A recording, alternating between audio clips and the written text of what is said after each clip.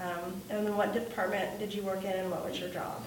I started out in a department called E3, and I cut gears, various gear cutting machines. They were older machines, oily. You would come in, and the first thing you would do is you would put shop towels all over you. You'd have to wade through sawdust because they had buggies that they'd put sawdust all down on the floor to soak up the oil. And you'd have to grind your own tools. If you're going to do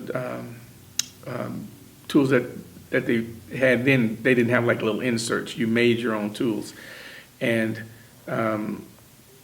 they pulled the shavings out of the machine. So it was a really nasty kind of a job, very dimly lit. Remember all that kind of stuff. And then they brought in CNC equipment, Mazaks, which was automatic equipment, and CNC computerized equipment that had tools that you just put little inserts in. It was fantastic. And as soon as they brought those machines in, and I thought I was getting on the gravy train, they asked me if I would be interested in doing SPC, which is statistical process control. We had like control charts on our job, and I was always pretty good at documenting my sizes and doing the control charts. And they asked me, is that something I'd be interested in getting into? And I said, no, I'll try it. So that means I would get to come off the floor and go into an office and then start analyzing process capability to see how good the machines are, gauges. And I was ended up in there for 20 years. Wow. Early on, I guess it wasn't very good for me. I didn't like it. Again, dimly lit, pretty dirty.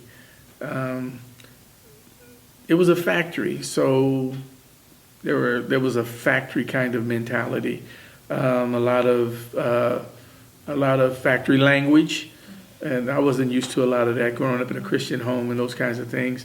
And a lot of practical jokes, nothing to get you angry. It's just the culture of a factory.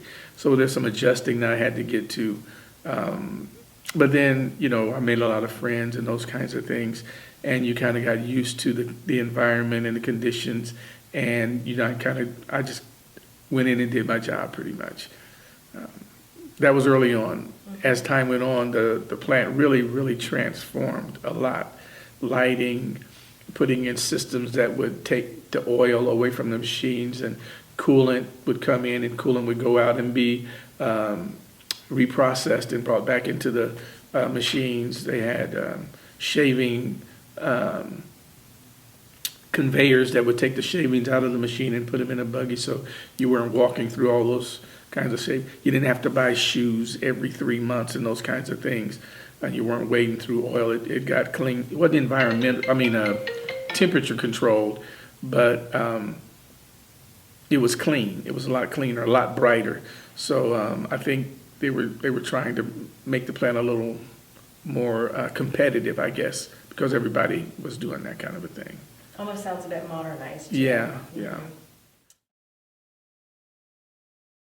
It was a sense of pride. Everybody wanted to work there. Like I said, people made good money, and you had benefits. You got paid every week. I got paid every 2 weeks, but the factory people got paid every week. So yeah, people wanted to work there. At one time, they employed 2,700 employees, and I was responsible for placing them and moving them and keeping them on the job. At times, some of the bad part about it was I had to take the work home with me. I would take the big sheets, my manpower sheets, home. I'd have their names, their jobs, people had to be moved around, their phone numbers. I had it on the sheet. I was calling people from home at night, telling them, oh, your shift has changed. You got to go to days tomorrow. They could be on midnights, go to afternoons. That was a bad thing for some of the employees. I'm sure when you interview some more, you might find out that they didn't like being moved around a lot, because Warner Gear was good at that. They weren't, some people got in a job and stayed there, but a lot of people didn't. Some of them were moved around quite a bit, and I was responsible for that, and I had to take that work home with me. So that kind of interfered a little bit with my family and home life in the evenings. Okay. Yeah, I went to work there in January of '59, and like I said, didn't know anything about anything. And everybody told me, "Oh, if you get on the inspection, that's a good job." Well, when I went in, I didn't know anything. I didn't wear glasses. I hated the glasses. So they had this guy, and I didn't know. I thought he was my boss, but it's what they call a lead man. And he come around and told me I was going to be on floor inspection. I'm thinking, oh, great. I heard that's good. Well, it was sweeping the floor, which was good. I'm really glad I was on labor because I got to watch people run these machines, which I had no idea what they were. So I worked non-production, and I got real trained like other people. The guy I thought was a supervisor was what a lead man, and after I'd worked quite a while doing this job, well, I'll back up a little bit. First day I was there, you had to go outdoors and get the sawdust. I hated my glasses, I put them in my pocket, and I'm shoveling this sawdust using a little building here, and I got done and no glasses, and I was scared to go back in, afraid they'd fire me the first day. So I seen some guy outside, and he told me, of course he'd been there probably 30, 40 years, told me don't worry about it, and he took me down and got me another pair of glasses. Later I found my glasses in the bottom of the sawdust container. But anyway, now I'm always going backwards. But anyway, then I got inside, and of course I'm putting all this sawdust down, and I was bedding down like cattle because I'd been around cattle and stuff, on farms.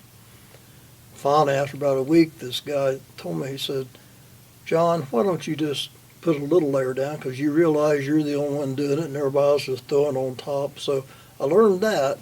Well, and I worked real hard because I didn't want to get fired. Well, I was working in plant one, and you had to go through this big hallway. And after I got my department looking pretty good and I didn't have to work near as hard, I thought was the boss. He comes around and he says, "John, come here and I'll show you the rest of your job." Well, it was down in Department A1, which was these automatic, dirty machines, oil and all that stuff. And it was really a mess. So I'm working there. Well, then I go walking back through this hallway or an aisle. And this Jess Morgan was he was the superintendent. And he wanted to know what I was doing down the other end. And I told him what I went there to work. He said, "I'm your boss."